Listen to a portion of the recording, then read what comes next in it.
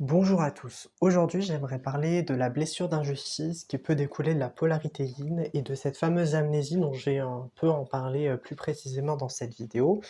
Cela fera l'objet d'un point de vue plus psychologique mais aussi spirituel et c'est pour ça que j'aime beaucoup condenser mes vidéos à travers plusieurs points qui vont être ancrés dans la réalité. Comme ça, vous pouvez vous y retrouver. Ce que moi j'appelle l'amnésie, ce n'est pas un oubli permanent de notre identité, mais plutôt un oubli de nos perceptions, de nos représentations et de cette faculté à se représenter le réel avec différents points de vue qui nous dépassent. Ce que moi je vais appeler plutôt des points de vue extérieurs vis-à-vis d'autres personnes. C'est avoir cette objectivité non pas comme un prisme garant d'une vérité, mais plutôt comme un chemin qui puisse nous ramener vers une certaine forme de vérité à partir, de cette confiance, que l'on a vis-à-vis de nous-mêmes et aussi des autres et de cette ouverture de ce que je peux appeler du cœur, c'est-à-dire de mettre sa raison de côté et d'aller de l'avant. Ce que je peux déplorer, c'est que les polarités yin vont avoir cette, représentation avant tout pour eux-mêmes. Ce sont des êtres, plus intuitifs qui vont certes avoir ce côté cérébral pour, ce côté analytique, mais en outre, ils ne vont pas l'utiliser à bon escient. Généralement, ils vont le mettre comme un carbure qui va charbonner, charbonner, charbonner et généralement ça porte plus préjudice qu'autre chose. C'est-à-dire qu'on va soit utiliser, le prisme du cœur entièrement et donc on ne va pas faire appel à sa raison, à sa faculté de juger, de se prononcer sur une relation si elle est saine ou pas parce qu'on va mettre notre cœur en avant et donc ce sont nos sentiments qui vont l'emporter finalement, ce qui est bien et mal parce que ça dépend des opportunités que l'on a et aussi des circonstances et du contexte. Le contexte, généralement, c'est très important. Ce que la polarité yin a du mal parce qu'elle a toujours cette amnésie qui fait qu'elle a du mal à recoller tous les morceaux entre le côté émotionnel et sa faculté à raisonner, à faire preuve de rationalité même, je dirais plus de froideur, de cette analyse permanente, du décodage émotionnel, de l'autre. Et donc, assembler à la fois les émotions et la raison, le cérébral, comme ça devient très compliqué, elle aura tendance à beaucoup de se dissocier et la dissociation va faire qu'on va avoir cette amnésie. Je peux en déceler 3 formes d'amnésie. L'amnésie existentielle, qui va découler, dès la naissance. Les polarités yin qui sont en parcours, notamment de flammes jumelles peuvent avoir le syndrome du jumeau perdu qui est, un double, d'eux ou d'elle, qui n'a pas pu, avoir une grossesse à terme et donc qui est parti avant nous. C'est ce qui va résulter la blessure d'injustice, le fait qu'on se sent injuste, à naître et toute cette injustice-là, au cours de notre vie, elle va se refléter, par rapport à des circonstances, qui peuvent être perçues comme, extrêmement douloureuses parce que ça va nous renvoyer à des blessures qui sont originelles, dites la blessure source, qui apparente, avec le rejet, qui est très prédominante, dans cette polarité-là parce qu'elle est très dans l'intériorité et quand on est dans l'intériorité, souvent on a tendance à rejeter au maximum nos émotions parce que celles-ci peuvent être perçues comme dangereuses. L'amnésie existentielle, ça va aussi se prononcer, par divers, mécanismes comme, la fuite, heu, l'exhibition, le fait d'avoir une image de soi idéalisée par rapport aux autres parce qu'on a peur du rejet et ça entraîne, pas mal de relations qui ne vont pas être du tout profondes. La recherche de profondeur, généralement, c'est, un terrain très ardu qui nous fait peur parce que ça nous mettrait dans une position inconfortable et généralement, on n'a jamais pu exprimer entièrement qui l'on était et donc le fait que notre cœur commence à se remplir, quand on a une relation, é vivement authentique, ça peut nous dérouter et ça fait que le système de sécurité, il va être débordé et pour nous, c'est impossible, de gérer une situation qu'on n'a jamais pu expérimenter, qui est l'ouverture de cœur à 100 et non une stratégie de mécanisme de défense. D'autres symptômes plus courants chez, le yin par rapport à cette, prise de position au niveau existentiel, ça va être la non-compréhension, sociétale au niveau des stigmates. C'est-à-dire, je vais être un peu plus explicite, lorsque vous êtes yin et quand vous voyez le monde dans lequel vous êtes, vous vous dites: «Il y a forcément un problème, il y a une roue qui ne va pas dans l'équation». et donc cette incompréhension, ça va nous mener soit à la solitude, soit à l'hyperadaptation. On peut passer par, ces 2 phases. Moi, je suis, très ambivalent en ce qui concerne, mon énergie. Je peux très bien, si je le veux avec, toute, ma volonté, me faire des amis, mais je sais que ça va être dans la superficialité et qu'au bout d'un moment, mon cerveau va lâcher et je vais commencer à saturer. C'est pour ça que j'aurais besoin de ce retrait qui va m'être bénéfique pour moi parce que ça va me permettre de me recharger et d'avoir un semblant de contrôle sur, ma vie au niveau de mes émotions parce que, le côté émotionnel, je veux l'avoir pour moi seul et je ne veux pas l'exposer aux autres. L'exposition extérieure, hein, ça peut commencer à être, virulent, très néfaste pour une polarité yin, parce que c'est son seul «jardin secret» entre guillemets et quand on a du mal à exprimer, qui l'on est, sans, avoir peur de se faire juger ou d'être rejeté via cette blessure source, ça peut être difficile, de se sentir authentique à l'extérieur, alors qu'à l'intérieur et généralement quand on est dans un foyer, un dispositif qui nous permet d'être nous-mêmes, par rapport à notre famille, c'est l'entourage, généralement le plus proche de nous et donc on peut facilement se débunker nous-mêmes et se dire que, c'est pas grave si on montre ses défauts parce qu'avant tout on est humain, mais dehors ça reste plus,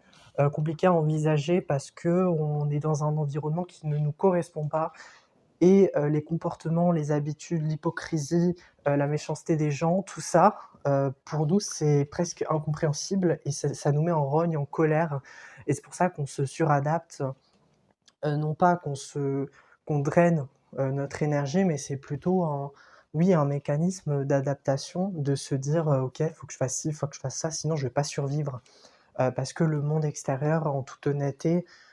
c'est, un enfer, une prison, alors que, l'ancrage dans un foyer plein, ça permet déjà de nous désaturer de toutes ces informations, ces désinformations. Parce que pas mal, de discussions que peuvent, nous rapporter, que ça soit des inconnus ou des connaissances que l'on a mais qu'on n'est pas réellement proche, heu, d'un point de vue intellectuel, ça nous surcharge tellement que, notre intuition va nous aider à essayer de décanter ce qui est bien, ce qui est pas bien, selon nos perceptions à nous. Sauf que nos perceptions à nous, elles sont erronées par, nos traumatismes, par nos schémas toxiques, par nos influences, parce qu'on est influencé, malgré le fait qu'on peut se leurrer sur ça, parce que cette notion, d'influence généralement pour une polarité yin, ça ne la concerne pas, sauf qu'elle va être influencée plutôt par des addictions, non pas par, des idéologies ou, ce que pense l'autre. Moi, je vais le penser moi-même. C'est pas du tout ça. Alors que le yang,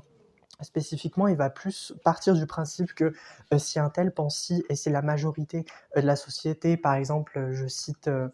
au niveau de la religion. Si, tout le monde croit en Dieu, ça veut dire que moi, je dois croire en Dieu pour m'adapter aux autres et pour être perçu comme la normalité. Mais un yin, lui, il va déjà avoir ses convictions qui vont être plus profondes. Alors, il peut essayer de jouer le jeu de la comédie sociale, bien entendu, mais ça va être, beaucoup plus difficile pour lui parce que, le rejet va faire, qu'il lui est presque impossible de changer d'identité complète parce que sinon, la blessure du rejet va appuyer sur, ses convictions personnelles et sur ce qu'il est. Il va se considérer comme un mensonge s'il se trahit lui-même. Cette notion de trahison, aussi, ça peut beaucoup l'insécuriser et cette amnésie, existentielle, elle va être là, en mode, automatique, comme si finalement on était des automates, qui nous dirigeons et donc il y a une abnégation de soi et un déni de soi, très profond et c'est pour ça qu'on est beaucoup dissociés. C'est pour ça qu'on a du mal à peut-être avoir de la communication vis-à-vis des autres et qu'on considère même que ça peut être, très inutile. Je sais que j'ai eu cette pensée, et je l'ai actuellement d'ailleurs. Par exemple, quand je vois des gens, discuter, de banalités, de choses qui moi me paraissent, très superflues, je me dis: «Mais comment ces gens-là peuvent avoir une énergie aussi colossale pour parler», je suis désolé de le dire, mais de discussions sans intérêt et à la limite, on le sait tous, qu'il fait beau, on sait tous que cette personne, elle commence à être triste. Mais pourquoi parler de oui, d'éléments que l'on sait déjà et qui de toute façon n'apportent rien en termes émotionnels et même en termes, cérébral et ça je l'ai jamais compris. mais à force de travailler là-dessus, je me suis dit que c'était plus un moyen d'entrer en connexion avec les gens et que de toute façon, dans l'absolu et surtout dans les premières fois où on commence à rencontrer des gens, des individus qui peuvent nous correspondre, on est obligé de passer par cette case de, small talk. Je dois, commencer à me présenter, à parler de oui, de façon plus générale, sans entrer dans des discussions trop profondes, parce que ça peut mettre mal à l'aise, mon interlocuteur. Généralement, les interlocuteurs peuvent être yang parce qu'ils vont avoir, cette pyramide, au niveau de la connexion. Donc au tout début, les yang, généralement, ils vont parler peu d'eux et au fur et à mesure, ils vont commencer à dévoiler leur intimité, ce qui les font peur, leurs objectifs, leurs rêves et cetera. Pour une polarité yin, cette construction pyramidale des personnes, plus proches, des amis ou des connaissances, ça n'existe pas. Généralement pour le yin, l'amnésie, ça va faire que, elle va se lier, d'autant à un inconnu qu'à un ami, d'il y a 10 ans avec qui elle a eu, une bonne relation. Ça ne veut absolument rien dire et c'est pour ça que le yin, pour lui, la famille est d'autant plus importante que ses amis, plus qu'un collègue, plus que n'importe qui, même un inconnu, il va avoir une importance et ça, je peux en témoigner. Il y a des inconnus que j'ai rencontrés avec qui j'ai une forte connexion, je ne connais ni leur prénom, ni leurs expériences, mais pour moi, ils sont autant importants, qu'une de mes ex-amies avec qui, j'ai coupé les ponts, mais qui m'a permis d'avoir, oui, une certaine connexion avec elle parce qu'elle partageait quand même, beaucoup de traits communs comme la cartomancie, la spiritualité. Elle m'a beaucoup conseillé, par rapport, au tirage de cartes, que ça soit, voilà, les cartes de tarot, et ce genre de choses et pour moi, ça m'émeut d'une certaine manière parce que je me dis: «Dans tous les cas, je dois pas prioriser chacune de mes relations», même si je sais fondamentalement que c'est important et qu'en tant qu'être humain, on a besoin de classifier et de se dire, «Oui, cette personne, elle est plus importante qu'une autre». Non pas qu'elle a plus de valeur, mais c'est juste qu'aux dépens de mes affinités avec elle, celle-ci va me permettre plus de me dévoiler, sur qui je suis vraiment, en tout cas qui je pense être. Parce que l'oubli, chez le yin, il peut être, très, très destructeur. Comme on va beaucoup se remettre en question tout le temps et qu'on a une suractivité cérébrale, au début, ça peut passer, mais au fur et à mesure, quand on va commencer à accumuler, les relations, surtout si on est, dans le jeu de séduire et le jeu de oui, de paraître bien, d'être une personne, normale, droite, normalement constituée, généralement les yin et j'ai personnellement beaucoup peur de la bizarrerie, de montrer, cette facette étrange de moi-même, une personnalité presque extraterrestre. J'aime beaucoup ce registre-là, de clown, de fantôme. Je sais même pas quelle lettre, de supercherie je pourrais me prononcer parce que ça en devient, limite une nécessité d'être, oui, naturel, alors qu'en soi on l'est tous d'une certaine manière et je sais que personne, n'est dans la normalité, qu'on a tous un grain de fantaisie. C'est ça qui fait que l'expérience humaine est agréable et elle sort du lot et c'est pour ça que j'aime beaucoup me connecter à des gens qui sont différents parce que, ça renvoie le miroir de qui je suis et au niveau du rejet, ça commence un peu à guérir ce processus de, «Je suis rejeté, personne ne m'aime». Je sais que c'est fondamentalement faux, mais cette croyance limitante, elle est tellement inscrite dans mon corps, via l'amnésie que, cette amnésie commence à devenir sélective et qu'elle appuie sur des points qui me font dire: «OK,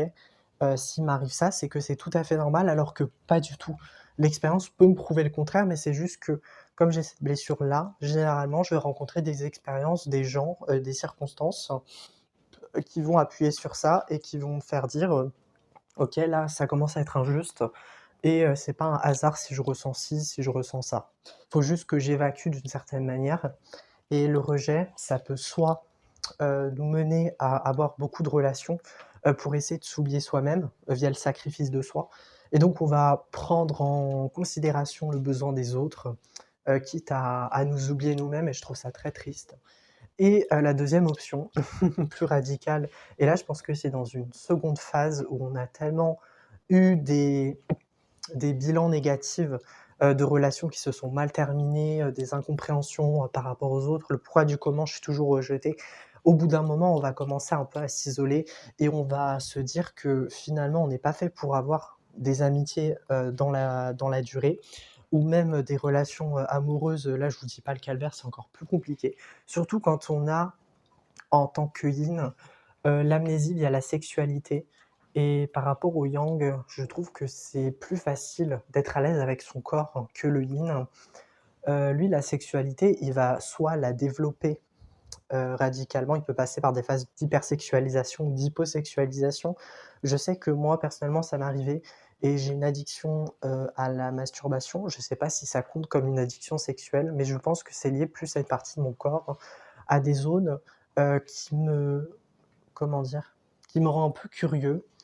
et je sais que c'est pas mes premières incarnations et que quand on est dans l'introversion, dans ce mode de oui, de pensée, de compréhension parce qu'il s'agit, d'une manière de fonctionner, comme, peuvent l'être, des personnes introverties ou des personnes extraverties et je tenais à le rappeler, l'amnésie va être plus liée à l'introversion qu'à l'extraversion parce qu'à l'extraversion, généralement, cette amnésie, elle n'existe pas parce qu'il y a pas de dissociation et donc le yang n'est jamais dans une dissociation, très marquée. Il peut être dans un état dissociatif, mais pas dans une dissociation, du point de vue pathologique. Je sais pas vous, mais par rapport à ce trou de mémoire d'existence, il y a beaucoup d'images, de flashs, qui n'ont rien à voir avec l'existence terrestre et qui me ramènent à des mondes, merveilleux, fantaisistes, qui sont plus axés, autour, des exoplanètes extraterrestres, des mondes angéliques et ces micro-mondes ou ces macro-mondes,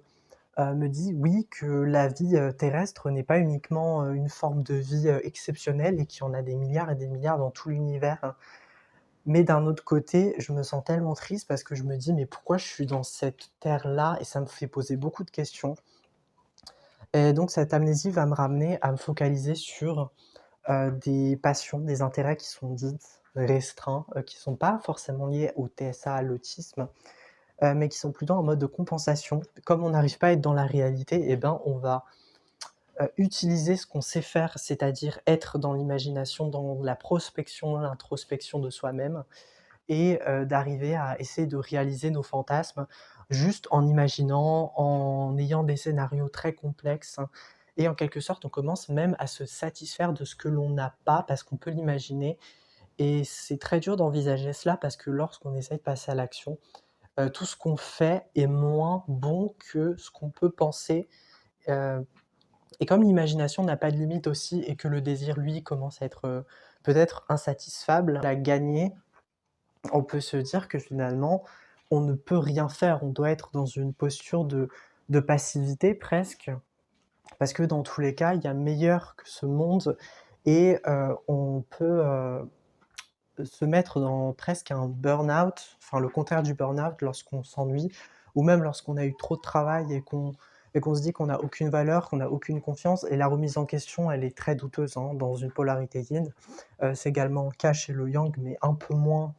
c'est moins présomptueux, c'est moins envahissant aussi, dans notre quotidien, tous les jours. Mais je me pose la question, «Est-ce que c'est bien ce que je fais? Si je continue?» et plus je me pose des questions, plus j'arrive moins à être dans le concret, dans l'ici et maintenant, parce que je me dis que ça a aucune valeur et que de toute façon, je vais mourir et comme je suis mortel, c'est pas grave si j'échoue, c'est pas grave si je ne fais rien parce que je sais qu'il y a un monde meilleur et cette dissociation, va me séparer beaucoup des autres, de la jeunesse aussi. Alors je suis quelqu'un qui est qui me considère pas comme un jeune. En fait, je me sens pas lié à cette génération, c'est bizarre. Mais pour autant, je suis beaucoup dans les réseaux. J'ai développé des addictions, sur, Instagram, YouTube et cetera, comme la plupart des jeunes d'ailleurs. Mais pour autant, je sais qu'au fond de moi-même, si j'avais pas ces addictions-là, il y aurait rien qui m'aurait retenu à me dire que je suis un jeune de 21 ans. L'âge, le corps, le sexe, la sexualité, toutes ces notions-là, pour moi, sont presque, heu, incongrues. Je ne comprends pas ce que c'est et c'est étrange parce que quand on est sur terre, quand on s'incarne, normalement, on a ces notions-là depuis tout petit. Après, je pense que ça dépend de l'éducation, ça dépend aussi, si les parents sont plus conservateurs ou non, ça peut développer des curiosités parfois, morbides, surtout si on a des cas cliniques comme la sociopathie, la psychopathie. Ces gens-là, peuvent être traités plus tôt et je pense que c'est tant mieux pour eux parce qu'ils vont comprendre que leur hyposensibilité, le fait d'être complètement amorphe par rapport à une certaine forme de compassion vis-à-vis de soi et vis-à-vis des autres, ça va leur porter préjudice et surtout ça va faire, beaucoup de dégâts par rapport, que ça soit psychologique ou physique, par rapport à leur famille ou à leur entourage et ces gens-là, franchement, ils ont toute ma compassion même si, en soi, je considère qu'ils ont une forme de compassion mais qui n'est pas, retranscribe enfin, on peut pas dire que c'est retranscrivable par rapport à notre monde dans lequel on vit. D'un point de vue de la fréquence de la Terre, généralement cette compassion n'existe pas, enfin il y en a aucune. Mais d'un point de vue angélique, il y a une preuve d'amour quelque part parce que, ça nous renseigne que même si on a de la compassion ou pas du tout, si on n'a aucune émotion et si on n'arrive pas à les digérer, à les transmettre aux autres, c'est que quelque part, il y a un objectif de vie qui est totalement différent et c'est tant mieux pour eux. Il y a aucun jugement derrière, même si d'un point de vue personnel, je n'irai jamais avec des sociopathes ou des psychopathes parce que je ne suis pas masochiste non plus. Mais je sais que personnellement, ça pourrait plus me détruire qu'autre chose et je fais très attention aux pervers narcissiques et c'est ça aussi un autre point commun, de l'amnésie, ça va être, la méfiance, vis-à-vis des autres et toujours vouloir être rassuré en analysant, le profil psychologique de chaque personne que je rencontre et surtout en termes de relations amoureuses. Je n'ai jamais eu de relation amoureuse, mais je sais que si j'en aurais, ça serait presque un dilemme de me dire qu'il faut pas que j'ai un jugement hâtif sur la personne parce que je la connais pas mais mon introversion me pousse à l'analyser, au niveau de ses comportements, est-ce qu'il est gentil avec moi? Est-ce qu'il en fait trop aussi? Parce que la gentillesse à l'excès, ça peut me porter à confusion et je me dis: «Lui, c'est peut-être un pervers narcissique qui va utiliser la flatterie, le fait de me mettre en valeur, puis, de me redescendre crescendo et là de m'attaquer, sur, mes vulnérabilités» et le fait aussi que je me confie, ça a été une, de mes plus grandes erreurs mais je sais il faut que je le refasse d'une certaine manière, si je refais confiance à une personne, parce que, ça j'expose en quelque sorte ma vulnérabilité et pour moi, c'est un travail supplémentaire à faire. Pour la première re amnésie, qui est plus, distancielle vis-à-vis, de d'autres personnes, mais, aussi, très spirituelle, hein, malgré tout. Elle nous ramène à ne pas comprendre certaines notions, non pas qu'on ne veut pas les faire, mais c'est juste que ça nous demande un effort, qu'on n'a pas eu, dès la naissance malheureusement et je vous citais, l'exemple du jumeau perdu, mais ça peut être aussi, des avortements précédents, des symptômes, très compliqués, surtout pour la mère. Notre lien à la mère, est très important pour une polarité yin, parce que la maternité va représenter la symbolique de la lune et généralement, les Yin sont beaucoup plus dans ces sphères émotionnelles et surtout si vous êtes un signe d'eau, je pense que les symptômes sont amplifiés fois 1000 parce que comme c'est connecté à la lune, elle vous reflète, toutes les insatisfactions, toutes les blessures inconscientes, karmiques, que vous n'avez pas travaillées, qu'il faut faire dans cette vie-là. C'est pour ça que, vous vous sentez, presque non plus comme un être humain avec juste des qualités, des défauts comme tout le monde, mais des défauts qui sont fois 1000 exposés, à la vue de tous et vous avez l'impression que c'est le parcours du combattant et que vous devez travailler plus, mais vraiment à un rythme plus, oui, plus ça en devient presque intenable, parce que c'est trop au bout d'un moment et je peux comprendre cette sensation de j'ai déjà vécu des choses, même avant cette vie-là, mais pour autant, je ne sais pas pourquoi je continue à être dans des blessures comme ça et la deuxième amnésie, c'est l'amnésie émotionnelle. Celle-ci est très, liée à l'amnésie, ce que j'appelle séquentielle ou spirituelle, qui est la première amnésie, dont je vous avais parlé. L'amnésie émotionnelle, ça va être le fait de se retirer, via les dissociations. C'est pareil, c'est un même mécanisme, des autres, via l'émotionnel et donc on va, le remplacer par l'intellectualisation. Ça peut être aussi, l'amnésie mémorielle, le fait de ne plus se souvenir, le fait aussi d'être dispersé, constamment parce qu'on a 1000 projets à la seconde et qu'on a envie de faire plein de choses. Ça peut être lié aussi à des symptômes, psychologiques qui sont liés, au TDAH et les Yin peuvent plus, en termes de probabilité pardon, peuvent être corrélé au TSA, au TDAH, à un HPI, HPE, même si pour moi le terme de haut potentiel intellectuel ou haut potentiel émotionnel n'a pas lieu d'être, puisque ce sont plus des, je dirais, des énergies qui nous sont à disposition et dont on arrive à en tirer parti. Pour moi, tout le monde a un HPE, un HPI, ce sont juste des personnes, quand on a ce diagnostic-là, qui pour moi n'en est pas un, vont nous permettre d'avoir les moyens de, oui, d'avoir des énergies supplémentaires, je vais dire, mais tout le monde en a de manière innée, naturelle. C'est juste qu'il y en a qui vont l'utiliser et pas d'autres. C'est pour ça qu'on l'appelle potentiel. Un potentiel, si on arrive à l'acter. Sinon, le potentiel, c'est bien, il est là, mais ça dépend de quoi on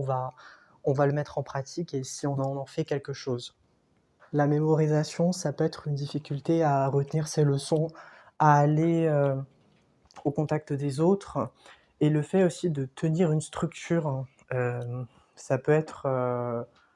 assez fatigant au bout d'un moment de se dire mais pourquoi on n'arrive pas à faire des études? Pourquoi on se sent illégitime? Et tous ces symptômes vont être corrélés aussi à la blessure du rejet, de l'humiliation, de la trahison. On a toutes les blessures, hein, au bout d'un moment, mais il y en a qui vont être plus présentes d'autres et ça va appuyer sur notamment l'illégitimité et le fait de se sentir inférieur aux autres. Ce sentiment, ça va nous ramener à la solitude. Ça va faire qu'au bout d'un moment, on peut décrocher les études et on peut se dire que finalement, on est fait pour rien du tout. On n'est même pas capable d'aller dans une école. Alors moi, personnellement, je l'ai vécu via la prépa, via les beaux-arts, parce que j'étais pas fichu de me présenter à des oraux, parce que ça me stressait énormément, ça m'angoissait. Je savais pas quoi dire, quoi faire, et j'avais l'impression d'avoir oui, la tête sous l'eau, et qu'au bout d'un moment, c'était mais inenvisageable. À la limite, ça en devenait presque une phobie, d'y aller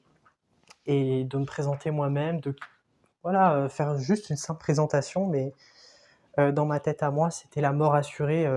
J'avais presque les mêmes symptômes que lorsque, je viendrais à mourir, et c'est indescriptible comme pensée, donc j'arriverai pas à vous la dire de manière explicite dans cette vidéo-là, et je sens que je perds un peu mes mots, et c'est ça aussi cette dissociation mémorielle. C'est le fait d'avoir un discours qui peut aller vers tout et rien à la fois, et donc ça me permet d'avoir beaucoup d'enrichissement, de vous dire à peu près tout ce qui me passe par la tête, mais en même temps, il n'y a pas de structure qui va me permettre d'aller droit au but. Je suis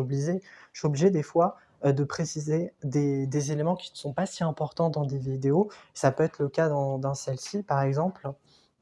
mais ça permet aussi de vous renseigner pas mal de choses. Donc, il y a des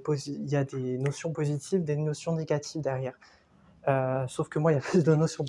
négatives, et le bégaiement, l'absence de communication, le fait de ne pas prendre parti vis-à-vis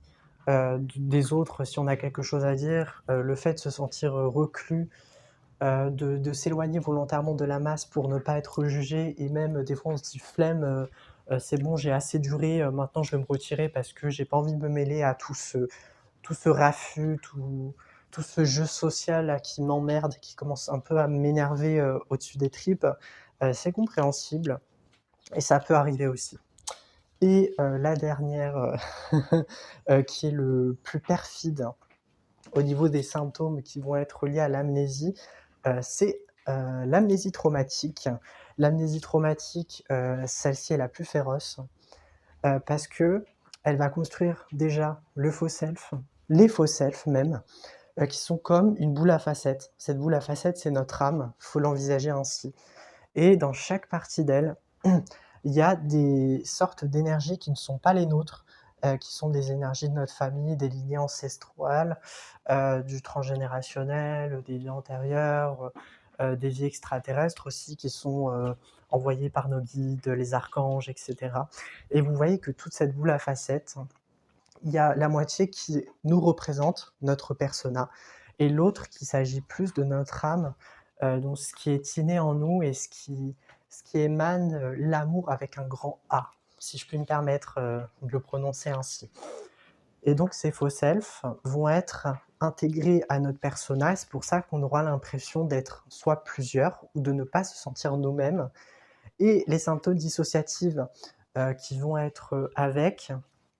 ça va nous mener à rejeter notre propre existence terrestre, parce qu'on se sent dans l'incomplétude et quand on est dans l'incomplétude et c'est pour ça qu'on se dit, «Oui, des fois j'ai l'impression qu'il me manque une part de moi-même» et c'est exactement ça. Non pas qu'il y a une part de moi qui est cassée parce que c'est absolument faux, c'est juste qu'il y a des parties de nous, des faux self, vous pouvez l'appeler comme vous voulez, qui ne sont pas réintégrés de la bonne façon. C'est comme un assemblage, qui est en désordre. Il y a des parties de nous qui sont un peu trop en avant et qu'il faudrait qu'elles se mettent en arrière, comme par exemple ceux qui sont dans la défensive, les parties protectrices, les persécuteurs, et il y a les parties oubliées. Je vais l'appeler, ceux qui sont dans une sorte de désert initiatique. J'aime beaucoup, la théorie de Carl Jung, sur, les personnalités et je vais les appeler les exilés. Les exilés, ce sont des parties de nous qui sont tellement, dures à encaisser qu'elles se sont mis en retrait totalement de la conscience et donc les faux selfs, eux, sont conscients et il y a des faux selfs inconscients. Ces faux selfs inconscients, généralement, ils vont avoir plus de pouvoir, plus d'impact sur notre vie parce qu'on n'en a pas conscience et que l'inconscient dirige 90 voire 95 si je avec, beaucoup de pincettes, hein, évidemment, sur, tous nos faits et gestes, nos pensées, nos émotions. C'est pour ça qu'à certains moments, quand on a des émotions tellement fortes, mais on se dit: «Mais d'où ça vient?» Quand on a des rages, quand on a des moments où on a juste envie de mourir, de se dire: «Ça y est, c'est fini pour moi», tout ça, ce sont des messages de l'inconscient qui sont les parties exilées. Les parties exilées, je peux vous citer des exemples, ça peut être trigger, donc faites attention à ce que je vais dire. Ça va parler plutôt de viol, de mémoire, de sexualité. Alors, 1re partie exilée, en général, alors chacun a des parties exilées qui sont très diverses, aussi diverses que les parties conscientes. Les parties conscientes, je vais vous citer le perfectionniste, celui qui a peur de tout, «Je suis pas capable de faire». Il y a aussi la partie créative, la partie, spirituelle. Moi, je sais que la partie spirituelle, elle est très présente, surtout quand je fais des vidéos, parce que ça me permet d'être plus dans une certaine rationalité. Il y a la partie aussi analytique, celle qui va constamment, juger, dire ce qui est moral, ce qui ne l'est pas. Donc ça peut être aussi un sage conseiller pour, nos décisions qui sont très importantes. Il y a la partie vulnérable consciente. La partie vulnérable consciente, ce n'est pas notre enfant intérieur, c'est plus l'adulte qui a quand même emmagasiné,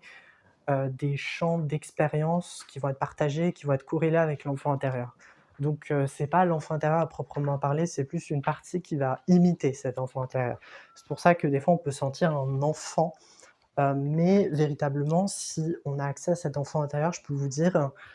que le dégât émotionnel, il est tel qu'on se sent mais au fond du gouffre et je pourrais même pas vous décrire le scénario alors que quand on est juste triste ou qu'on se sent enfant, on peut quand même avoir un certain contrôle et c'est pour ça qu'on dit partie consciente. L'inconscient, quand il, commence à aller de l'avant, ces parties oubliées, au devant de notre corps, là, on n'a plus le contrôle de nous-mêmes, on est littéralement une autre personne. La rage, ça peut être une partie exilée. La rage, ça va faire écho à toute cette impuissance qu'on a eue étant enfant, qu'on n'avait pas le moyen de dire ce qu'on pense, surtout, généralement par rapport à notre figure d'autorité. Par exemple, moi, je sais que j'ai une certaine haine vis-à-vis de mon père qui est inconsciente évidemment, alors que là, j'ai un sentiment presque de neutralité envers lui, mais je sais que cette neutralité, elle calque quelque chose de plus profond et elle calque. J'aime beaucoup ce petit lapsus, j'allais dire cache, mais il y a aussi un calcage. Le calcage de la neutralité sur la haine parce que ça va lisser cette partie oubliée par une partie consciente et ce lissage,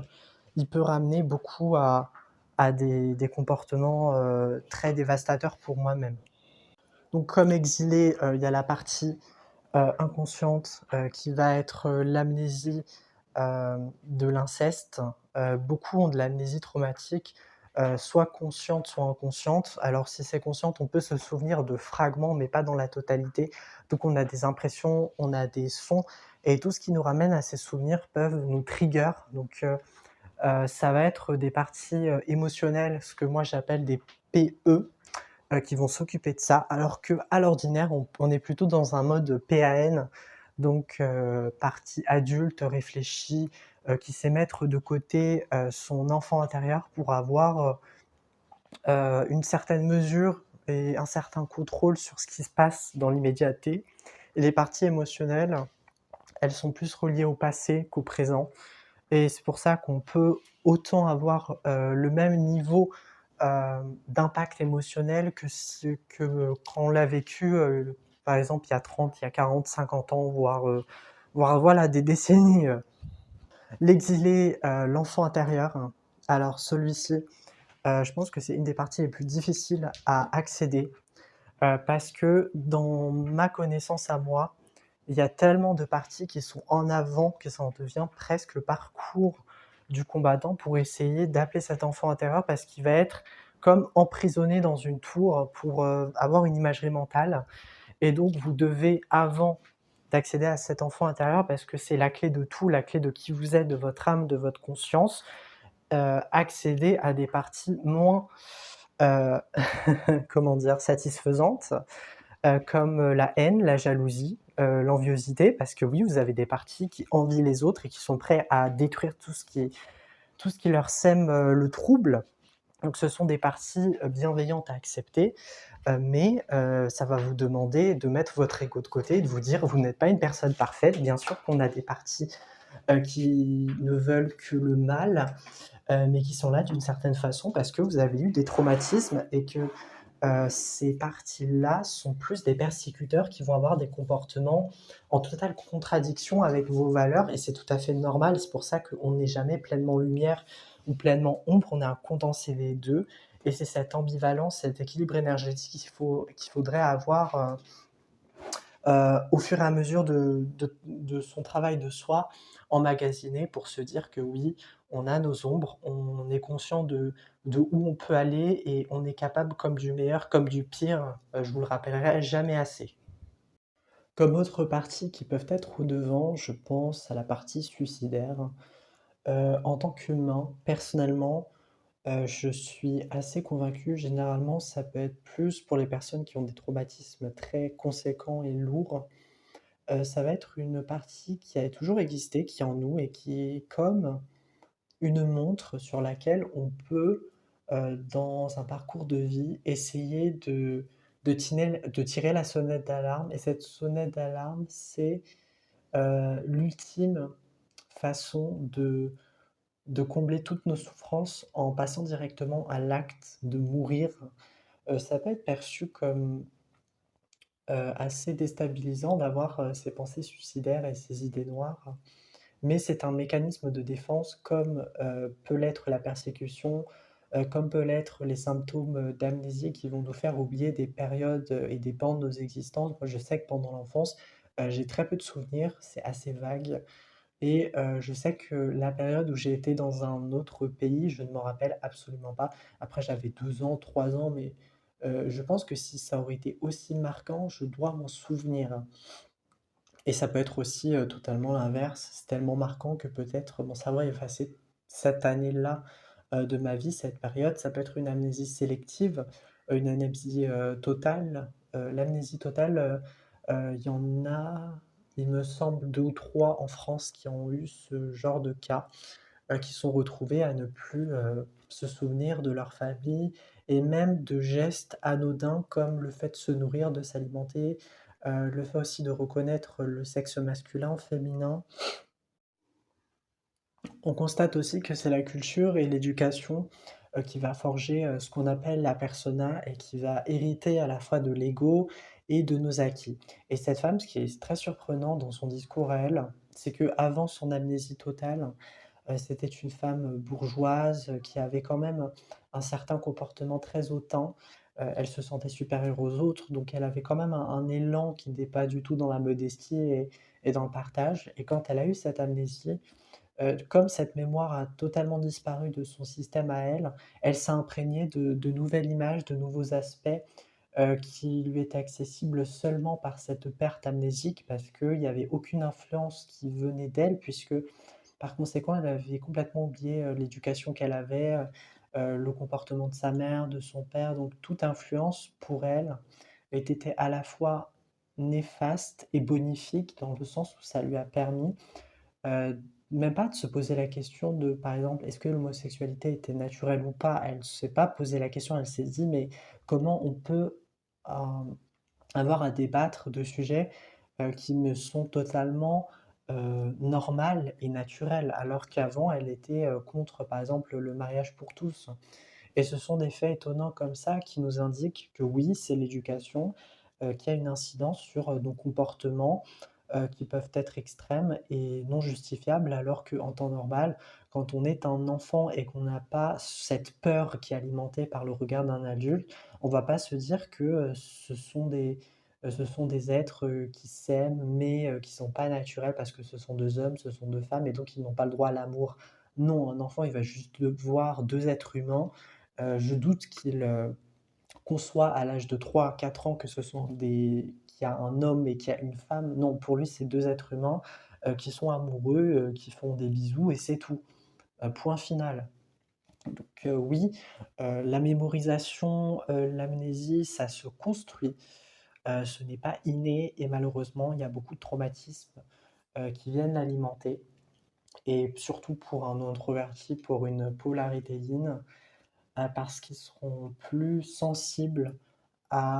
au passé, à l'appartenance qu'à une polarité yang qui lui va être moins dans le contrôle et plus dans, je laisse passer les choses parce que de toute façon l'extérieur me permet de me recharger et du coup j'ai confiance en la vie. Le yin, c'est plutôt, l'inverse. Quand il y a quelque chose qui s'est mal passé, je vais me refermer moi-même, je vais être dans mon déni, dans ma solitude pour laisser passer tout ça et surtout pas aller vers l'extérieur parce que ça serait encore une preuve peut-être de danger supplémentaire parce que généralement c'est l'extérieur qui m'a fait du mal et c'est pour ça qu'il y a 2 points de vue qui sont radicalement différents, mais qui recherchent une même consolidation qui est l'amour et le fait de se rechercher soi-même à travers le développement personnel, la psychologie, la spiritualité. C'est tout pour aujourd'hui, j'espère que cette vidéo, vous aura plu. À très bientôt.